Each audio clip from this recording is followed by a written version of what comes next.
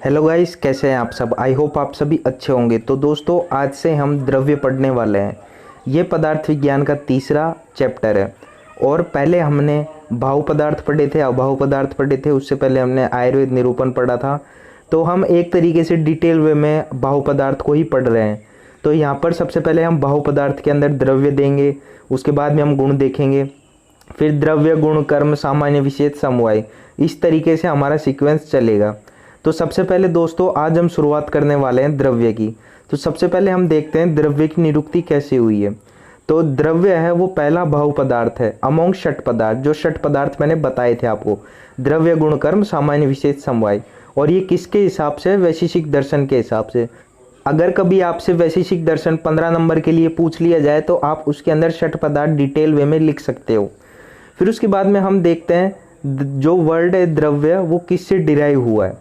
जो द्रव्य वर्ड है वो ध्रुव धातु और यत प्रत्यय से डिराइव हुआ है। तो ध्रुव प्लस यत को जब हम जोड़ते हैं तब बनता है द्रव्य। और जो रूट मीनिंग है द्रव्य का, उसका मतलब है गति। गति का मतलब होता है मूवमेंट्स। फिर उसके बाद में जो द्रव्य के लक्षण है वो है यश्राशिता कर्म गुणा कारण समवाय यत तद द्रव्यम। ये किसके हिसाब से? चरक के हिसाब से।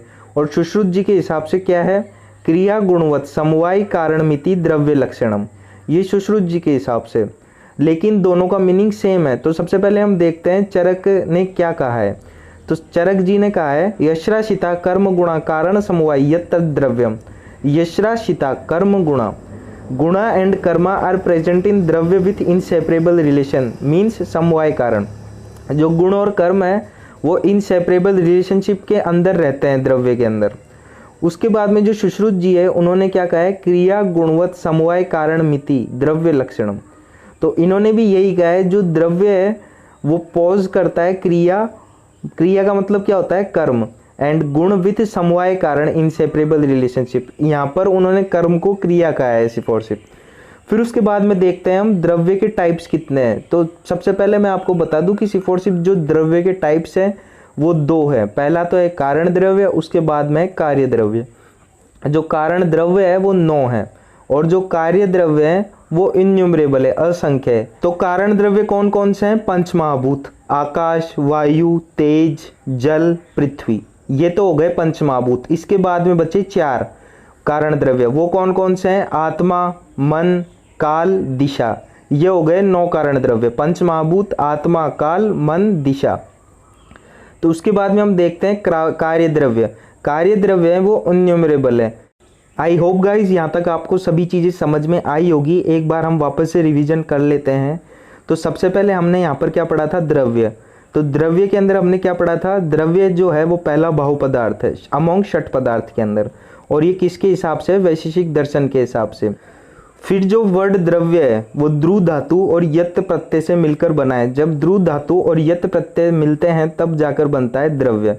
फिर जो द्रव्य का जो रूट मीनिंग है वो है गति, और गति का मतलब होता है मूवमेंट्स। तो द्रव्य लक्षण के अंदर हमने देखा यश्राशिता कर्म गुणा कारण समवाय यत तद द्रव्यम। ये किसके हिसाब से थी डेफिनेशन? चरक जी के हिसाब से। तो इन्होंने कहा गुण और कर्म होते हैं वो द्रव्य के अंदर इनसेपरेबल रिलेशनशिप के अंदर रहते हैं, मतलब समवाय कारण के अंदर।